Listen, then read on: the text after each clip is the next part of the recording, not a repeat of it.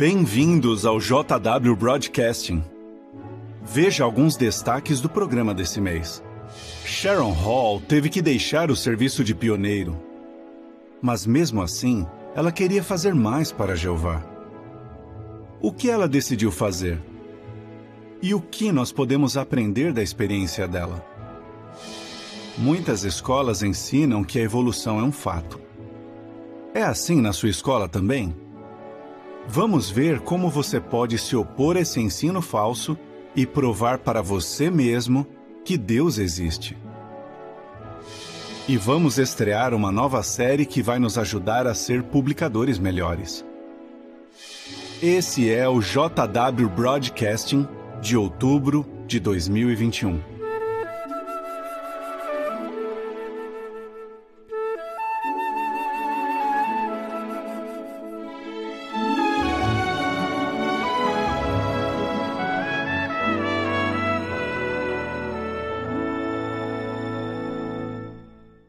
O tema do programa desse mês é: Você é especialmente aceitável para Jeová. Nós amamos a Jeová e queremos dar a Ele o nosso melhor, mas queremos que os nossos sacrifícios sejam aceitáveis a Ele. Por isso, talvez nos esforcemos para nos envolver o máximo possível em todas as coisas emocionantes que acontecem na organização. Mas você já se sentiu desanimado, talvez até culpado ou frustrado com relação aos sacrifícios que você faz a Jeová? Em alguns casos, pode ser que você esteja tão envolvido em tantos aspectos diferentes da obra que talvez não esteja dando a devida atenção às suas necessidades espirituais, pessoais ou familiares. Ou pode ser que esteja acontecendo o contrário. Talvez você se sinta assim porque não consegue fazer tanto quanto gostaria. Ou tanto quanto outros fazem. Por exemplo, você talvez estivesse bem envolvido com a obra, mas de repente suas circunstâncias mudaram por causa da sua saúde ou de algum outro problema e você não consegue mais fazer o que fazia. Esses sentimentos podem nos levar a perguntar: o que Jeová realmente espera de nós? Bom, nesse discurso vamos considerar 3 pontos. O primeiro, saiba o que é mais importante. Segundo, não fique se comparando com outros. E terceiro, lembre-se do que é importante para Jeová. Vamos ao primeiro ponto. Jeová espera que saibamos o que é mais importante. Mas como fazer isso? Bom, um texto que me ajuda muito está em 2 Coríntios, capítulo 8, versículo 12. Quando essa carta foi escrita, os cristãos na Judéia estavam tendo muitos problemas. Entre eles estavam a fome, a perseguição e o saque dos seus bens. Eles precisavam de alívio. Antes, na sua primeira carta, Paulo tinha incentivado os coríntios a reservar algum dinheiro para ajudar os irmãos da Judéia. Pouco depois, quando Paulo escreveu a sua segunda carta aos Coríntios, ele os incentivou a aprontar as suas dádivas. Então, agora que sabemos que Paulo se referia a dar, fazer sacrifícios e ajudar outros, vamos ler 2 Coríntios, capítulo 8, versículo 12. Pois, se já existe a prontidão, a dádiva é especialmente aceitável, segundo o que a pessoa tem, não segundo o que a pessoa não tem. Aqui, Paulo está falando sobre sacrifícios que são aceitáveis e sacrifícios que são inaceitáveis para Jeová. Qual é a diferença? Bom, para ilustrar, imagine uma família em Corinto: pai, mãe e filhos. O pai ouve a leitura da carta de Paulo à congregação e fica muito animado. Ele quer ajudar os irmãos da Judéia. Quando eles chegam em casa, o marido conversa com a sua esposa. Ele diz: nós temos um dinheirinho guardado para fazer algumas reformas na casa e estamos economizando para comprar mais um jumento. Mas eu gostaria de pegar esse dinheiro e contribuir para ajudar os nossos irmãos em Jerusalém. O que você acha? Você diria que esse é um sacrifício aceitável? Claro, é um sacrifício. Ele e a família estão doando dinheiro para ajudar outros, mas é segundo o que a família tem. Sem dúvida, Jeová daria muito valor a esse sacrifício. Imagine como a família estaria animada para apoiar essa decisão. Mas agora imagine outra família na mesma congregação. Só que nesse caso, o marido diz para a família: eu sei que nós não temos dinheiro sobrando, mas eu gostaria de pegar o dinheiro que nós reservamos para comprar comida para nossa família para as próximas semanas e doar para os irmãos que passam necessidade em Jerusalém. E agora, o que você acha? Você diria que esse é um sacrifício aceitável? O motivo é o mesmo, a mesma boa causa, e talvez até a mesma quantia de dinheiro. Mas é aceitável? Não. Por quê? Porque não é segundo o que ele tem. Jeová não quer que ele deixe de alimentar os seus filhos. Consegue imaginar ele explicando essa decisão para sua família? Deus deu ao pai a responsabilidade de sustentar sua família. Paulo disse: apenas dê segundo o que você tem. Qual é a lição para nós? Como isso pode nos ajudar a manter o equilíbrio e saber o que é mais importante? Bom, nossos sacrifícios são aceitáveis a Jeová se dermos segundo o que nós temos, mas os nossos sacrifícios seriam inaceitáveis se tentássemos dar mais do que temos. Como podemos aplicar isso? Bom, tem algumas áreas que Jeová diz que não dá para negociar. Quais são algumas dessas áreas? Uma delas é a nossa amizade com Jeová. Ele espera que nós mantenhamos forte essa amizade, por tirar tempo para fazer coisas importantes como orar de coração, ler e meditar na Palavra de Deus, assistir e participar nas reuniões e trabalhar bastante na pregação. Então, qualquer trabalho que fizermos na organização não deve ser mais importante do que essas coisas que nos achegam a Jeová. Isso seria inaceitável para ele. Outro exemplo, nossas responsabilidades familiares. Jeová espera que cuidemos da nossa família, não apenas em sentido material e físico, mas também espiritual e emocional. Então, temos que passar tempo juntos na adoração em família, na pregação e na recreação. Isso quer dizer que não devemos deixar que as coisas que fazemos para a organização nos impeçam de tirar tempo para cuidar das necessidades da nossa família. Isso seria inaceitável para Jeová. Outro exemplo é a nossa saúde. Jeová espera que sirvamos a Ele de toda a alma. Isso envolve fazer tudo o que a nossa saúde permite. Então, fazemos de tudo para manter a nossa saúde, por nos alimentar bem, dormir o suficiente e sempre fazer exercícios. De novo, não devemos deixar que as coisas que fazemos para a organização nos façam negligenciar nossa saúde. Isso seria inaceitável para Jeová. Você entendeu o ponto? O que pode nos ajudar a saber o que é mais importante? Bom, vamos relembrar o princípio em 2 Coríntios 8:12. É como se Jeová estivesse dizendo: dê-me segundo o que você tem, não segundo o que você não tem. E isso seria especialmente aceitável para mim. Mesmo sabendo quais são as coisas mais importantes, ainda assim é um desafio ser equilibrado. Uma vez que você tem equilíbrio, não significa que vai ser para sempre. Não, é como uma pessoa tentando se equilibrar numa corda bamba. Ela precisa sempre se ajustar para manter o equilíbrio. O mesmo acontece com manter o equilíbrio na nossa vida. Para mim é um desafio fazer ajustes. E eu acredito que seja um desafio para vocês também. Nas nossas publicações tem artigos excelentes que nos ajudam a saber como usar o nosso tempo. Veja 2 deles. O primeiro está na Despertai de abril de 2010, página 7, com o tema 20 modos de criar mais tempo. E o segundo está na Despertai de fevereiro de 2014, página 6, com o tema Como aproveitar bem o seu tempo. Você pode usar esses artigos para fazer mais pesquisas sobre como saber o que é mais importante e manter o equilíbrio. O segundo ponto que nos ajuda a manter o equilíbrio é o seguinte: não se compare com outros. Sempre vai ter alguém que faz mais no serviço a Jeová do que nós.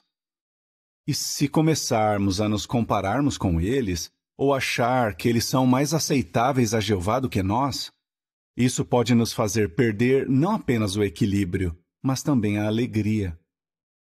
Falando nesse assunto de não se comparar com outros, pense nos profetas Daniel, Ezequiel e Jeremias.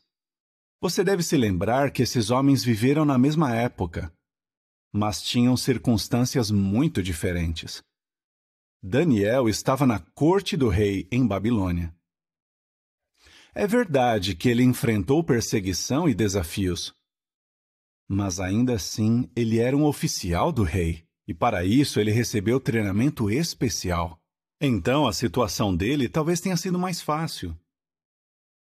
Ezequiel estava morando com outros exilados perto do rio Quebar. No geral, a situação lá era muito boa. Os judeus exilados tinham alguma liberdade. Eles construíam casas, tinham filhos e desenvolviam habilidades em várias tarefas. Então parece que eles tinham uma vida relativamente segura. E no caso de Jeremias? Ele estava em Jerusalém. Parece que sempre tinha alguém tentando matá-lo. Na maior parte do tempo ele estava se escondendo ou estava preso. Aí fica a pergunta: será que só porque as circunstâncias deles eram diferentes, isso quer dizer que Jeová amava ou favorecia a um mais do que o outro? Claro que não. Era só uma designação. Jeová queria um profeta em Jerusalém, queria um com os exilados em Babilônia e queria outro na corte do rei.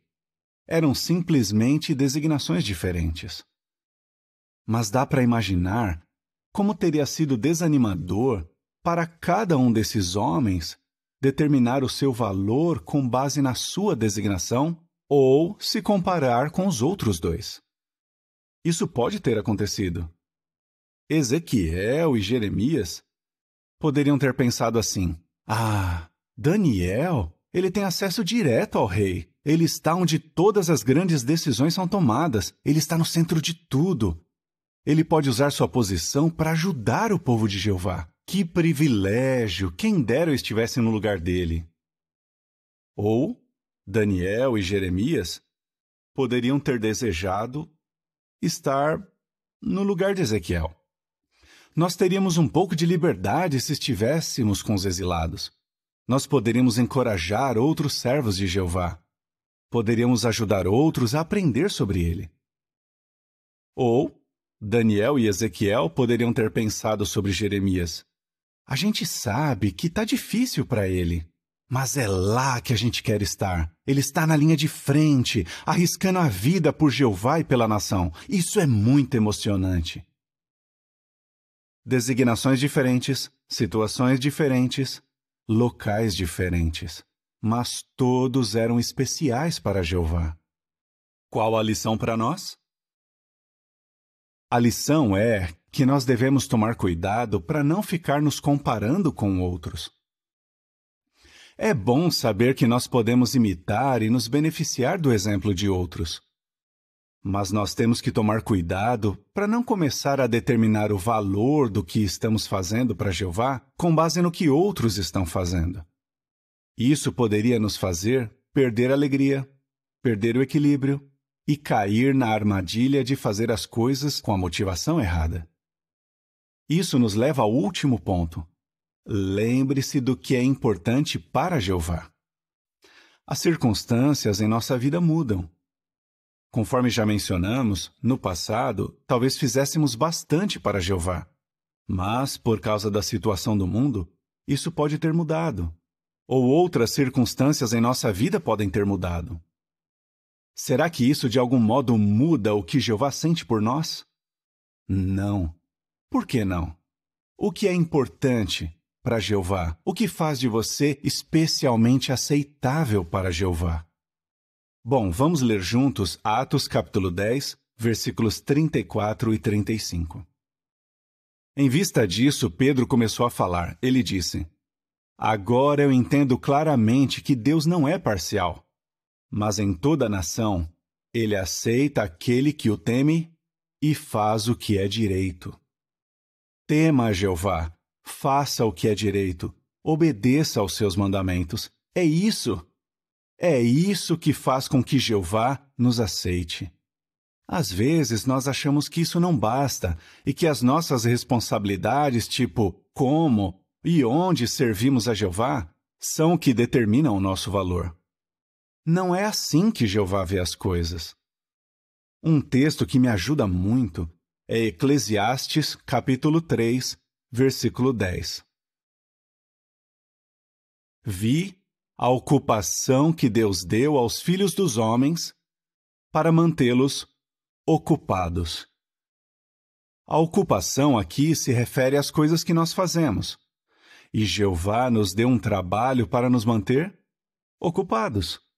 Isso me lembra os pais com os seus filhos. Talvez eles levem os filhos na praia à tarde e o que eles fazem? Eles dão alguns brinquedos para eles e os deixam brincando. Por quê? Para mantê-los ocupados.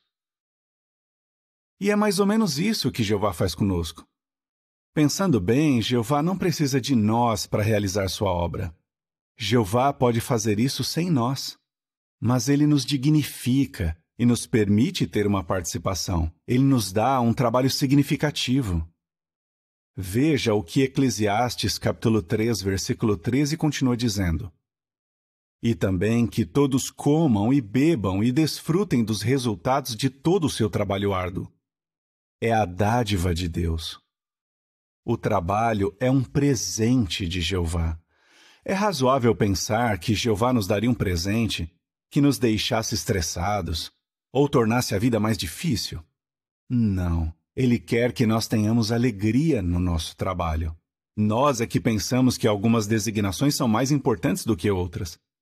É como crianças que pensam que é importante onde elas estão na areia, por assim dizer, ou com que brinquedo elas estão brincando. O que é importante para Jeová? Veja o que diz o último texto, Eclesiastes capítulo 12, versículo 13. Depois de se ouvir tudo, a conclusão é esta: tema o verdadeiro Deus e obedeça aos seus mandamentos, pois essa é toda a obrigação do homem. Tema a Jeová, obedeça aos seus mandamentos, apenas sirva a Jeová, faça o melhor que você pode, seja equilibrado, dê segundo o que você tem. Essas são as coisas importantes. E se você fizer isso, não importam quais sejam as suas circunstâncias, você vai continuar sendo especialmente aceitável para Jeová.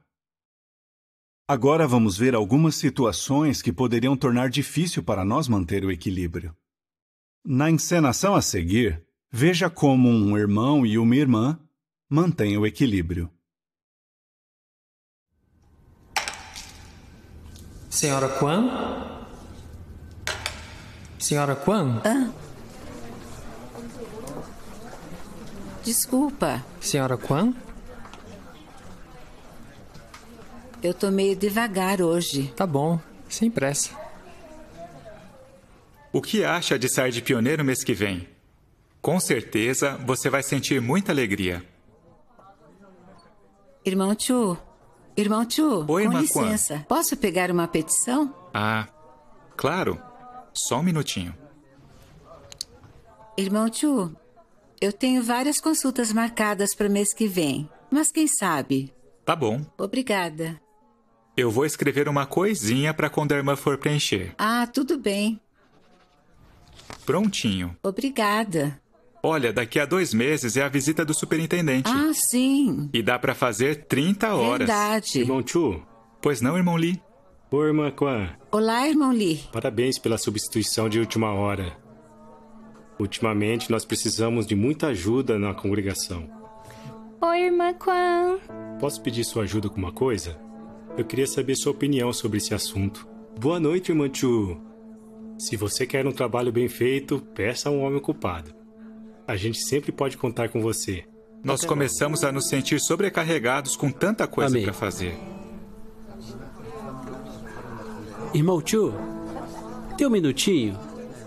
Eu queria te pedir uma ajuda. O irmão Kim precisava de ajuda com os territórios. Claro que a gente gosta muito de ajudar na congregação, mas...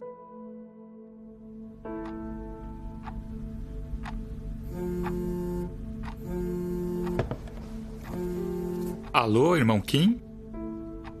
Só um minutinho. É o irmão Kim para falar sobre os territórios. Vai ser rápido. Irmão Kim? Ah, sim. Tá bom. Claro. Combinado. Perfeito. Eu estava ficando sem tempo para as coisas mais importantes. Ai, parece que minha vida agora é só ir ao médico. Eu tenho tantas consultas mês que vem e é tão difícil remarcar. Será que eu consigo sair de pioneira auxiliar? O irmão escreveu alguma coisa aqui. Ore e pense em 2 Coríntios 8:12. Pois, se já existe a prontidão... Ah, eu tô pronta. Segundo o que a pessoa tem, não segundo o que a pessoa não tem. Jeová queria que os israelitas oferecessem os melhores animais que tivessem. E se eles oferecessem mais do que eles podiam? Eu consigo até imaginar o que ia acontecer. Pai, cadê as ovelhas? Todas? Como a gente vai sobreviver? Não, Jeová não queria que eles oferecessem tanto a ponto de prejudicar a família. Eu preciso ir nessas consultas, mas daqui a 2 meses eu vou estar mais livre. E vamos ter a visita e posso tentar sair de pioneira. A gente sabia que estava fazendo muita coisa, mas não dava para dizer não. Será que é isso que Jeová quer? Do que você tá rindo? É que... eu anotei um texto na petição da irmã Kwan que é perfeito para nós também. 2 Coríntios 8:12. Segundo o que a pessoa tem. É igual aos nossos donativos. Isso. Querida, você acha que Jeová quer que a gente faça um donativo maior do que nós podemos pagar? Amém. Amém. Sabe, esse texto que acabamos de ler... é o irmão Kim. Territórios de novo? Mas eu vou falar para ele que ligo depois da nossa adoração em família. Eu não posso dar o que eu não tenho. E minha rotina espiritual é mais importante do que qualquer responsabilidade na congregação. Veja essa promessa na Bíblia. Olha que flores lindas! Vamos tirar uma foto? Sim, eu amo essa época do ano. Muito obrigada pela ajuda de vocês durante esse mês. Foi muito bom aprender a equilibrar as coisas e saber que Jeová está feliz com o que eu posso fazer. Como o irmão e a irmã se sentiram quando perceberam o que era mais importante para eles? Eles não ficaram desanimados por não poder fazer mais. Não, eles se sentiram bem por saber que estavam dando o seu melhor para Jeová. Agora vamos ver outra situação. Depois de servir como pioneira regular por muitos anos, Sharon Hall teve que deixar o serviço de tempo integral. Mas mesmo assim, ela queria dar a Jeová o seu melhor. Eu comecei de pioneira em 1978, quando saí da escola. Mas depois de 17 anos, eu tive que parar, porque eu não conseguia mais fechar as horas. Num congresso, eu vi algumas irmãs traduzindo para a língua de sinais. Aí eu pensei, mesmo que eu não possa ser pioneira, acho que eu consigo fazer mais no serviço de Jeová se eu aprender a língua de sinais. Aí eu comecei a aprender. Eu era muito grata por tudo que Jeová tinha feito por mim. Por isso eu voltei a ser pioneira em setembro de 2009. E para me deixar ainda mais feliz, eu pude ser pioneira na língua de sinais. Um dia eu encontrei a Cecília. Ela sofria de uma doença genética chamada Síndrome de Usher, que causa surdez e perda de visão. Com o tempo, a pessoa pode ficar totalmente cega. Por causa dessa doença, ela era uma pessoa muito tímida e era muito difícil conversar com ela. Eu comecei a estudar com ela em outubro de 2009. E em pouco tempo, ela já estava assistindo às reuniões. Daí eu buscava ela em casa e depois da reunião eu levava ela de volta. Eu morava a 5 minutos do Salão do Reino, mas ela morava a 30. Eu logo percebi que para ela fazer progresso e aumentar a fé, ela ia precisar se esforçar para ir nas reuniões. Perto da casa dela, ela conseguia pegar um táxi que levaria ela até a estação de trem. Ela tinha que pegar 2 trens para chegar no Salão do Reino. Tanto a ida como a volta levava 1h30 ou 2 horas. Ela também morava num lugar conhecido por ser bem perigoso e violento, por causa das gangues. Mas eu tinha certeza que a Cecília era uma mulher independente e tinha força de vontade suficiente para ir às reuniões, apesar de ser tímida e reservada. Cecília sempre assistia às reuniões, mas, em vez de ir de saia, ela ia de calça. Então eu falei com a Nancy, que era a irmã que geralmente acompanhava o estudo na época, para pensarmos numa forma de ajudar a Cecília a fazer as mudanças que ela precisava fazer. Levou mais ou menos 1 ano, mostrando fotos nas publicações e princípios bíblicos, até que finalmente ela entendeu a ideia. Teve um fim de semana que ela estava hospedada lá em casa, aí eu fui no quarto dela e eu vi que na cama dela tinha uma saia e uma blusa, que ela separou para a reunião. Aí eu agradeci a Jeová, porque finalmente nossa paciência foi recompensada. As nossas reuniões eram todas no sábado e tinha um intervalo entre elas para conversar com os irmãos. Mas a gente viu que a Cecília estava se isolando dos outros. Para ajudar a Cecília a entender melhor o princípio de Atos 20:35, uma amiga teve a ideia de ajudarmos a Cecília a fazer biscoitos um dia antes da reunião. A Cecília era bem tímida, mas ela ofereceu biscoitos para todos no intervalo. Todos os irmãos e irmãs gostaram muito.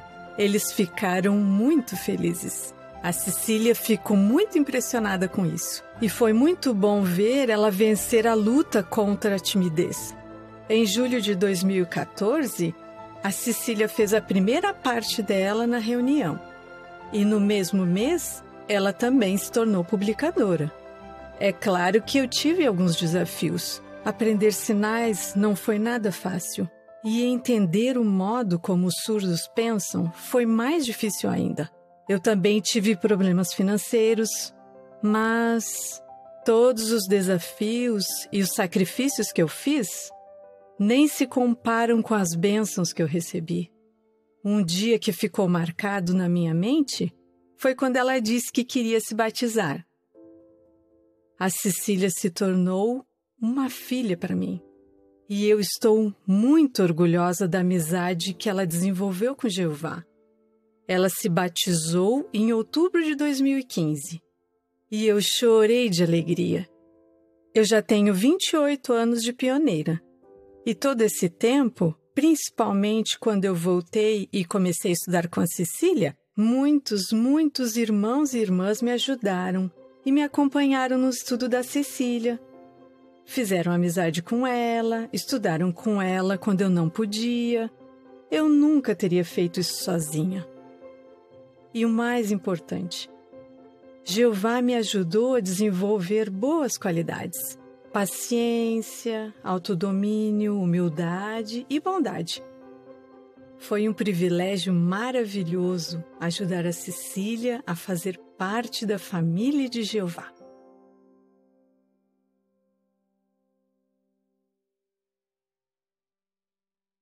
A decisão que Sharon tomou exigia sacrifícios, mas isso resultou em bênçãos maravilhosas para ela e para Cecília.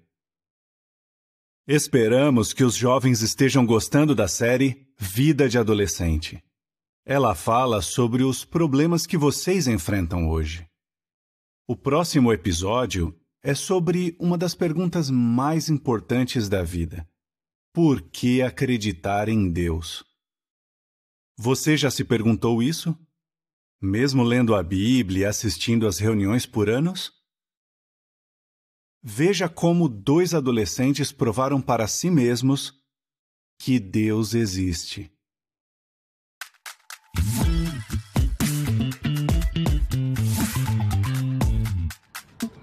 Eu estava lá no meio da aula, daí de repente, o professor começou a falar de evolução. Quando meu professor me perguntou por que eu não acredito na evolução, eu só consegui responder, porque eu sou testemunha de Jeová e a gente não acredita na evolução. Um monte de gente na escola acredita, eles têm certeza de que a evolução aconteceu mesmo. Na hora eu senti um frio na barriga, a minha mão começou a suar. Fiquei tão nervosa. Eu fiquei super nervoso. Eu fiquei lá, parado, e não consegui falar nada para defender a verdade. Por que eu não consegui explicar isso? É tão fácil explicar por que eu não canto hino, ou porque eu não comemoro aniversário. Mas, eu não consegui explicar sobre a evolução. Eu comecei a ficar cheio de dúvidas e comecei a pensar coisas do tipo: será que Deus existe mesmo? O que a Bíblia diz é verdade? Daí naquele dia, depois que eu cheguei da escola, eu contei pra minha mãe e disse pra ela: foi isso que aconteceu hoje. Agora, como eu explico isso? Eu não tinha a mínima ideia do que fazer. Ainda mais porque meus pais não eram testemunhas de Jeová. Então eu orei muito a Jeová pra eu saber o que fazer. Então a gente foi pro computador e entrou no site jw.org. Aí lá em cima, onde tá escrito pesquisar, minha mãe falou pra eu digitar o assunto que eu quisesse saber mais. Aí eu digitei evolução. E foi assim que eu encontrei a brochura A Origem da Vida. Eu fui lendo e tudo começou a fazer super sentido. Daí tudo ficou, bem mais claro. Eu achei o vídeo de um cientista naquela parte do JW onde tem entrevista sobre a origem da vida, que ele fala sobre o cérebro. Como o cérebro é incrível, porque bilhões e bilhões de neurônios estão conectados uns aos outros. É impressionante saber que é o cérebro que controla nossas mãos, controla os nossos pés e até o nosso rosto, nossas expressões faciais. Tudo que a gente faz é por causa do nosso cérebro. Incrível! A brochura respondia exatamente a todas as minhas dúvidas. E também, em todas as perguntas, eu lembrava: eu já li isso numa sentinela. Ou então foi em um dos livros que eu estava estudando. Mas a brochura explicava de um jeito e com umas palavras que eu achei fácil de entender. Eu sentia que Jeová estava falando comigo quando eu li aquela brochura. Eu pensei, era isso que eu precisava ler. E foi essa brochura que me ajudou. E daí eu pensei, isso não pode ter vindo do nada. Não tem como falar que foi só um acidente. Então, alguém teve que criar tudo isso. Tem que ter tido um projeto. Agora sim eu entendia daquele assunto. Eu fui pra aula de ciências e falei pro professor: eu tô pronta pra explicar o porquê. Lá vou eu de novo.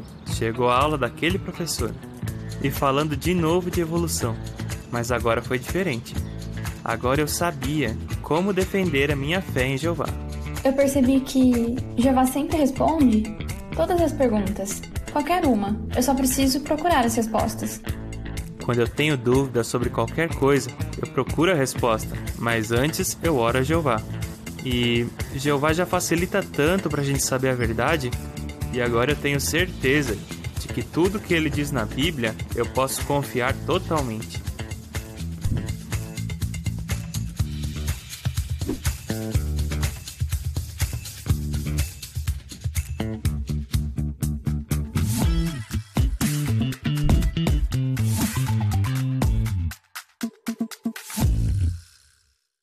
Como vimos, não basta apenas que vocês, jovens, provem para outros que a evolução é um ensino falso. O ponto em questão é se você acredita em Deus. Use a sua faculdade de raciocínio para provar para você mesmo que Ele existe. Estamos muito animados para estrear uma nova série. Nós gostamos da visita do superintendente de circuito, principalmente quando trabalhamos com ele na pregação. O superintendente nos ajuda a aplicar sugestões do escravo fiel e prudente sobre como ser publicadores melhores. Essa nova série vai mostrar como superintendentes experientes estão fazendo exatamente isso, nos ajudando a melhorar nossas habilidades na obra de fazer discípulos. O título da série é O Ferro Afia o Ferro. No primeiro episódio, Taylor Bornstein nos dá sugestões de como podemos nos sair bem em iniciar conversas. Oi, eu sou o Taylor, e esse é o Ferro Afia o Ferro.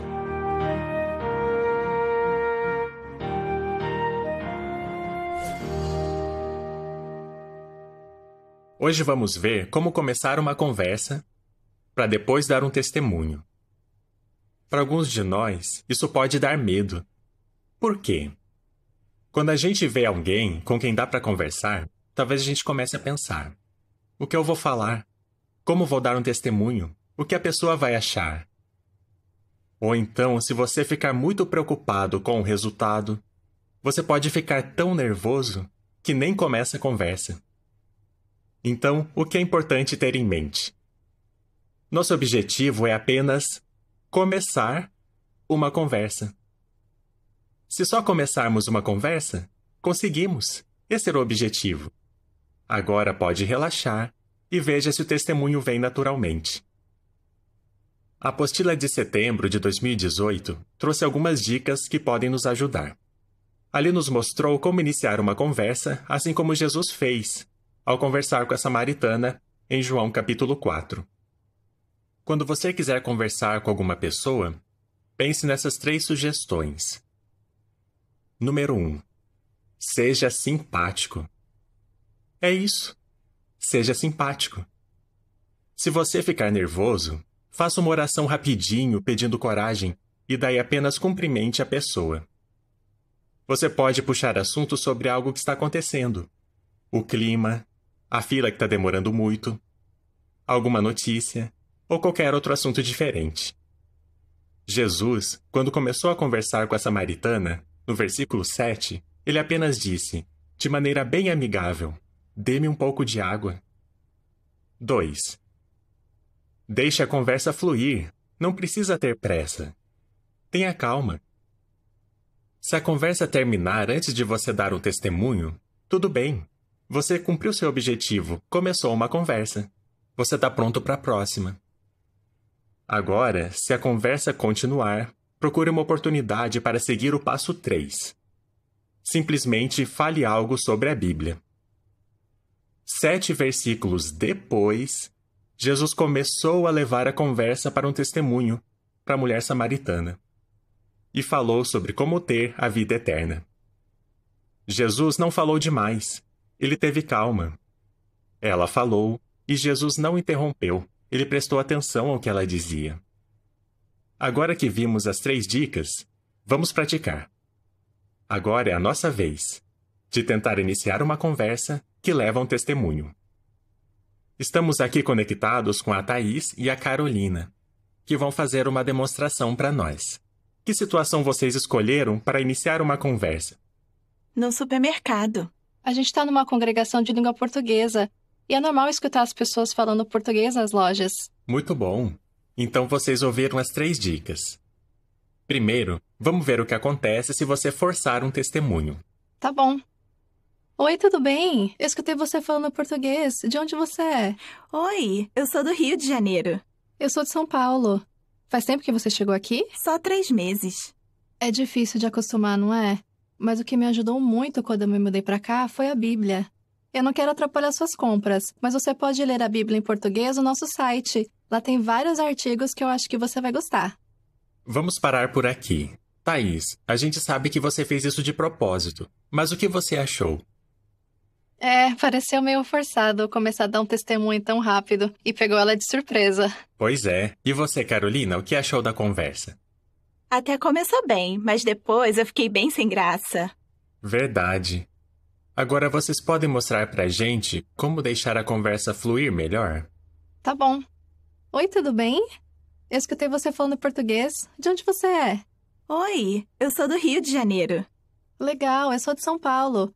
Eu percebi seu sotaque. Meu nome é Thaís. Meu nome é Carolina. Muito prazer. Faz quanto tempo que você chegou aqui? Só 3 meses. Eu me mudei pra cá 3 anos atrás, mas o primeiro ano foi o mais difícil. Agora a gente conseguiu um emprego, mas a gente ainda tá procurando um lugar pra morar. E a imigração é mais complicada do que eu imaginei. Ah, sério? Que pena. E você tem família por aqui? Só meu marido. O nosso filho a gente teve que deixar com a minha mãe. Eu morro de saudade dele. Ah, deve ser muito difícil. Mas a gente tem que continuar confiando em Deus. No meu caso, foi o que me ajudou muito. Eu sei, mas eu fico preocupada porque eu não sei como ele vai me ajudar. Vamos parar por aqui. Ficou muito bom, obrigado. Thaís, o que você achou de deixar a conversa fluir? Eu acho que esse foi um bom momento para falar algo sobre a Bíblia. E ela até me disse como estava se sentindo. Excelente! E você, Carolina, o que achou? Agora foi uma conversa normal, então quando ela falou de Deus, eu não fiquei sem graça. Muito obrigado. A gente aprendeu muito com essa demonstração. Me ajudou bastante. Espero que a você também. Tenha como objetivo iniciar uma conversa com essas 3 dicas. Seja simpático, deixe a conversa fluir e só depois fale algo sobre a Bíblia. Treine em casa ou com um amigo e veja você mesmo como o ferro afia o ferro. Essa demonstração foi muito boa. Os próximos episódios dessa série vão nos mostrar mais maneiras de como podemos ser publicadores melhores. Todos nós queremos muito consolar e encorajar os nossos irmãos. O irmão William Turner falou sobre esse assunto numa adoração matinal. Você não se sente muito mais amado por saber que serve a Jeová, o Deus de todo consolo? E várias vezes, Jeová faz questão de nos lembrar que nós precisamos animar, fortalecer e consolar uns aos outros, principalmente na época em que nós vivemos. A verdade é que ninguém sabe exatamente o que os nossos irmãos em Betel ou nas nossas congregações estão tendo que enfrentar hoje. Por isso que é tão importante para nós entender os sentimentos dos nossos irmãos. Um excelente exemplo do que nós não devemos fazer ao consolar os irmãos foi dado por aqueles 3 homens que tentaram consolar Jó. Eles ficaram julgando e apontando o que eles achavam que Jó tinha feito de errado, e não tentaram entender os sentimentos de Jó e aquilo que ele estava passando. Eles conversaram com Jó por muito tempo, mas em nenhum momento eles chamaram Jó pelo seu nome. A revista A Sentinela falou algo interessante sobre esses homens. Pelo visto, aqueles homens encaravam Jó mais como um problema do que como pessoa. Como você acha que Jó se sentiu? Vamos abrir nossas Bíblias em Jó, capítulo 19. E veja o que Jó disse aqui em Jó, capítulo 19, versículo 2. Ele disse: "Até quando vocês ficarão me irritando, esmagando-me com palavras?" Que triste. Em vez de animar Jó e consolar, aqueles homens fizeram Jó se sentir irritado, esmagado e muito triste. Isso nos mostra que se nós queremos ajudar e consolar os nossos irmãos, nós devemos ter cuidado com as coisas que falamos e também o que nós fazemos. E tentar entender como os nossos irmãos se sentem em vez de ir logo criticando eles. Talvez você tenha que trabalhar ou estar na mesma congregação com um irmão que tem algumas características que incomodam muito você. Talvez você até tenha razão, e as coisas que esse irmão faz deixariam qualquer pessoa irritada. Mas no seu dia a dia com esse irmão, se essas falhas são as únicas coisas que você consegue ver nele, se você só se concentrar nisso, então vai ser muito difícil para você conseguir enxergar esse irmão como um servo leal de Jeová. E você só vai conseguir enxergar essa pessoa como um obstáculo ou um impedimento para o seu trabalho. Uma pessoa que está atrapalhando o seu serviço e sua alegria. E claro, você não vai se sentir nada bem se você passar a ter sentimentos negativos sobre um irmão. E provavelmente esse irmão vai perceber que é isso que você pensa dele. E como ele vai se sentir? Assim como Jó, esse irmão vai ficar irritado, muito triste, e vamos causar ansiedade e preocupação a ele. É claro que nenhum de nós quer causar esse efeito negativo nos irmãos. É por isso que as palavras de Paulo aos Tessalonicenses nos dão um bom exemplo que vale a pena imitar. Desde que a congregação foi formada em Tessalônica, aqueles irmãos enfrentaram muitas dificuldades e tiveram que passar por muitas perseguições. Em Atos 17, nós lemos que alguns judeus invadiram uma casa e arrastaram os irmãos até as autoridades para encontrar Paulo e Silas. Outra coisa que estava afetando muito a congregação em Tessalônica é que eles estavam muito tristes, porque parece que alguns irmãos da congregação tinham morrido. Então aqui você pode ver o quadro completo daquela congregação. Uma congregação nova, sentindo o calor e a pressão da intensa perseguição. E além disso, dentro da congregação, eles sentiam a dor de perder pessoas queridas na morte. Você acha que aquela congregação precisava de consolo? Sem dúvida. E no meio de toda a perseguição e tristeza que eles sentiam, nós sabemos que aqueles irmãos ainda precisavam lidar com suas fraquezas e imperfeições. Em 1 Tessalonicenses, capítulo 4, eles receberam conselhos sobre imoralidade sexual, sobre amar mais uns aos outros, cuidar dos seus próprios assuntos e serem trabalhadores. E no capítulo 5, sobre estar despertos e abster-se de todo tipo de mal, além de vários outros assuntos que eles precisavam dar atenção. É claro que Paulo tinha razão para estar preocupado com cada um desses assuntos. Paulo estava tão preocupado com eles que ele logo mandou uma segunda carta, pouco tempo depois da primeira carta. Mas sobre que coisas Paulo escreveu? Ele se concentrou nos problemas ou nas pessoas? Por favor, vamos ver 2 Tessalonicenses, capítulo 1, e repare bem nas primeiras palavras de Paulo nessa carta. 2 Tessalonicenses 1, 13 e 4. Temos a obrigação de sempre agradecer a Deus por vocês, irmãos. Isso é apropriado, porque a sua fé está crescendo extraordinariamente e o amor de todos vocês uns pelos outros está aumentando. É por isso que nos orgulhamos de vocês entre as congregações de Deus, por causa da perseverança e da fé que demonstram em todas as perseguições e dificuldades que estão sofrendo. Percebeu a excelente maneira que Paulo começou? Com elogios. É claro que tinha problemas para cuidar, mas Paulo começou com as boas qualidades e as boas ações deles. Será que podemos fazer o mesmo quando lidamos com nossos irmãos? Em vez de primeiro pensar nos defeitos, o que eles fazem de bom? O que nós gostamos neles? Não concorda que é muito melhor se concentrar no lado bom dos irmãos? Se nos concentramos naquilo que os nossos irmãos fazem de bom, vamos conseguir ter um interesse sincero por eles. E eles vão perceber que nós realmente nos importamos com eles. E assim vamos ter mais condições de ajudar esses irmãos em algo que eles talvez precisem melhorar. E uma maneira muito simples de começar a mostrar interesse por esses irmãos é cumprimentar eles. Lembra que aqueles falsos consoladores de Jó nem chamaram ele pelo nome? Mas o jovem Eliú, quando teve a oportunidade de falar, ele falou com Jó com muito respeito e usando o nome de Jó. Em Jó 33:1, Eliú começa dizendo: Jó, por favor, ouça as minhas palavras. E em vários outros versículos, Eliú continua usando o nome de Jó.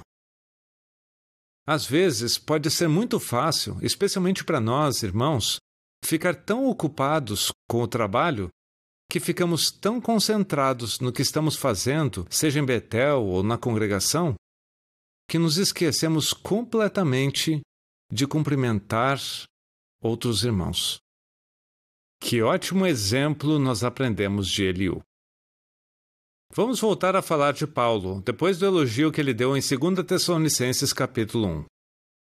Ele começa o capítulo 2 com a seguinte expressão: no entanto.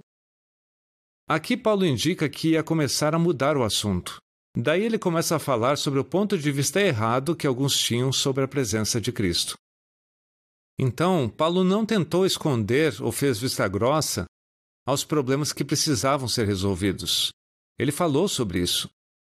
Mas ele fez isso de uma maneira que dava para os irmãos sentirem o seu amor e a preocupação que Paulo tinha. E se você olhar depois, no versículo 13, você vai ver que ele usa de novo, no entanto, outro assunto. Mas dessa vez, de novo, palavras de compreensão, amor e conselhos para aqueles irmãos. Paulo tinha certeza, ele não tinha dúvida nenhuma, de que os irmãos seguiriam seus conselhos.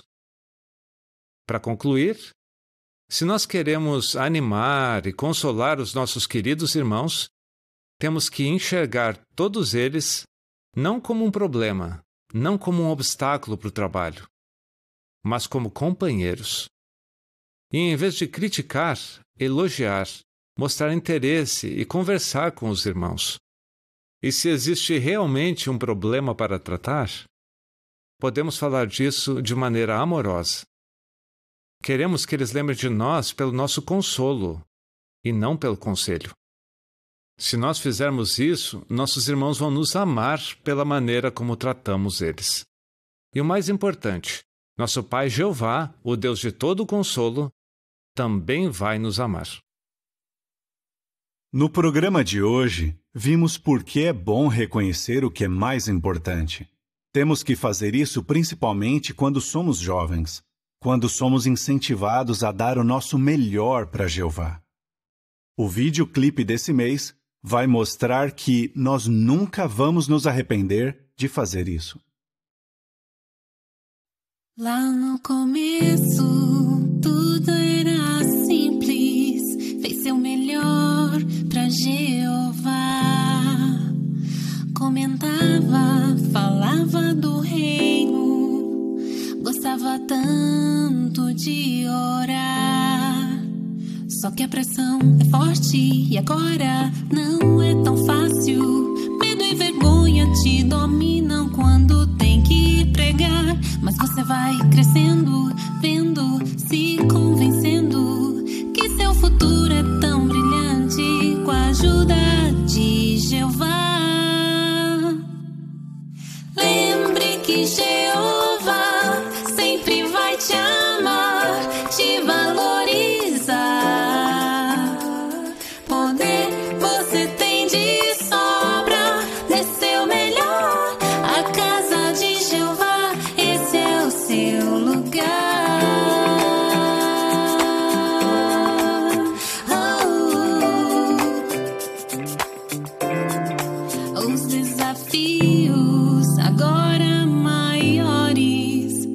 Fazer pra onde ir. Não esqueça, você não está só. Jeová é um ombro amigo. Na estrada da vida, siga, nunca desista. Experimente viver o que Deus te ensinar. E você vai crescendo, vendo, se convencendo que seu futuro é tão brilhante com a ajuda de Jeová. Lembre que Jeová sempre vai te amar, te valorizar. Poder você tem de sobra, dê seu melhor. A casa de Jeová, esse é o seu lugar.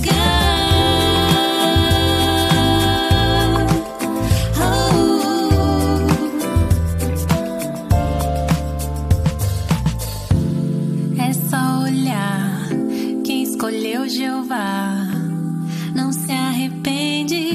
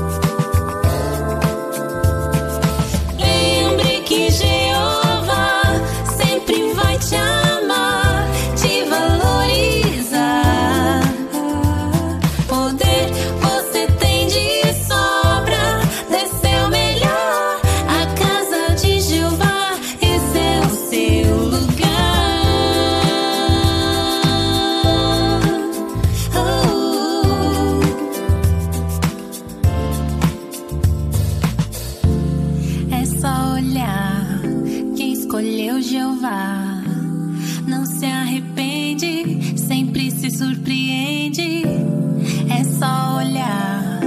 Quem escolheu Jeová não se arrepende, sempre se surpreende. No programa desse mês, aprendemos a importância de manter o equilíbrio. Nós não podemos negligenciar a nossa rotina espiritual, nem mesmo por causa de privilégios.